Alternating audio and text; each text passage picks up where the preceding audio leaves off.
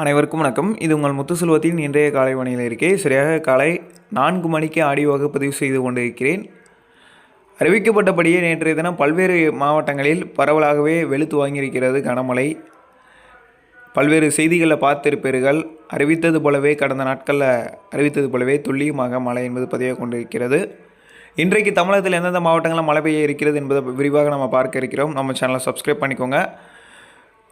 கூடவே இருக்கக்கூடிய இந்த பெல்லைக்கன் என்பது கையை வைத்து ஆல் என்கின்ற பெல் பட்டனை தொட்டு சப்ஸ்கிரைப்டாக மாற்றிக்கொள்ளுங்கள். இந்த அறிக்கை என்பது மிக மிக முக்கியமான அறிக்கை. அதனால் இறுதியில் கேட்பது முக்கியமல்ல, துவக்கத்திலிருந்தே இறுதி வரைக்கும் கேட்க வேண்டும். ஸ்கிப் பண்ணிவிட்டு லாஸ்ட்டில் போய் கேட்பாங்க. அந்த மாதிரி செய்யாதீங்க. அறிக்கை முழுவதும் கேளுங்க. தமிழகத்தில் மேல் நிலவும் காற்று சுழற்சி மற்றும் அதனுடன் இணைந்த காற்று சுழற்சி கடல் பகுதி வரை வங்கக்கடல் வரை நிலவி கொண்டிருக்கிறது. வங்கக்கடல் முதல் தமிழக நிலப்பகுதி வரை காற்று சுழற்சி நிலவி கொண்டிருக்கிறது. இந்த காற்று சுழற்சி தொடர்ந்து பார்த்திங்கன்னா செப்டம்பர் 3 வரையிலும் தமிழக நிலப்பகுதியை விட்டு நகர வாய்ப்பில்லை. அதனால் பார்த்திங்கன்னா செப்டம்பர் 3 வரையிலும் தமிழகத்தில் கன முதல் மிக கனமழை இந்த அளவில் மழை தொடர்ந்து கொண்டே தான் இருக்குமே தவிர குறைவதற்கான வாய்ப்புகளே இல்லை. அதன் அடிப்படையில் ஏற்கனவே பல்வேறு இடங்களில் கனம் முதல் மிக கனமழை பெய்து இயல்பு வாழ்க்கை பாதிக்கப்பட்டிருக்கிறது.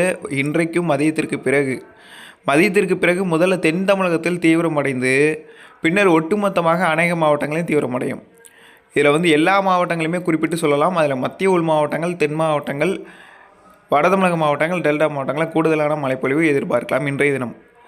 அதிலும் கர்நாடக இலையூர் பகுதிகளிலும் ஈரோடு, சேலத்திலும் இன்று நள்ளிரவு நேரங்களில் கன முதல் மிக கனமழை வரையிலும் இருக்கிறது. தொடர் கனமழைகள் அதிகமாக இருக்க வாய்ப்பு இருக்கிறது. இரவு, நாளை மறுநாள் பெரும்பாலும் நள்ளிரவு இரவு நேரங்களில் கடலோர தமிழக மாவட்டங்களிலும் மழை தீவிரமடையலாம். கர்நாடக இலையூர் பகுதியிலும் மழை தீவிரமாக இருக்கும். இன்னும் பல்வேறு மாவட்டங்களில் இந்த பெய்த இடத்துல மறுபடி வந்து பெய்யும். இந்த ஒரு முறை பெய்து, இருமுறை பெய்து, 3வது முறையும் வந்து பெய்யும். அந்த மாதிரி இன்றைக்கு பரவலாக மழை இருக்கிறது. இந்த மழையை பொறுத்தவரையில் தொடர்ந்து நீடிக்கும். அதாவது இன்றைய காட்டிலும் நாளை கூடுதல், நாளைய காட்டிலும் நாளை மறுநாள் கூடுதல் என காற்று சுழற்சி நம்மளை தீவிரமடைந்து கொண்டிருக்கும் போது நாளுக்கு நாள் மழைப்பொழிவு அதிகரித்து தான் கொண்டிருக்கும். அதன் அடிப்படையில் செப்டம்பர் 3 வரையிலும் தமிழகத்திற்கு எந்த ஒரு மாற்றமும் இல்லாமல் கனம் முதல் மிக கனமழை இருக்கிறது. இதில் அந்த இடைப்பட்ட நாட்களில் மிகவும் அதிகமான மழைப்பொழிவு இருக்கிறது.